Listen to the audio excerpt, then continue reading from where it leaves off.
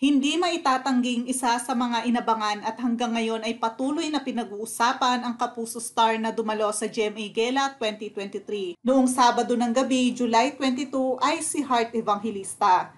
Ngunit sa latest chika ni na OG Diaz, Mama Loy at Tota Jeg sa kanilang vlog, napag-usapan nila ang mga umiikot na chismis na nilayasan na raw ang actress fashion icon ng kanyang dating glam team. Ayon nga sa nabalitaan ni OG, dahil daw sa nagbagong attitude ni Heart kaya hindi na ang dating makeup artist at hairstylist na paminsan ay nakakasama sa vlog ang nag-aayos ngayon sa kanya. May binanggit ding designer si Mama Loy na nakasamaan din umano ng loob ni Heart Evangelista. Nangyari daw ang tila pagkalagas sa glam team ni Heart nang magsimula ng umingay ang pangalan niya sa iba't ibang fashion week sa ibang bansa.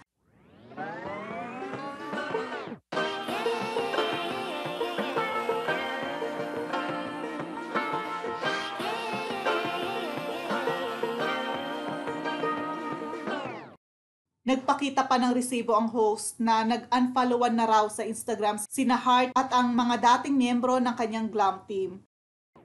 I like to be educated, but I'm so frustrated.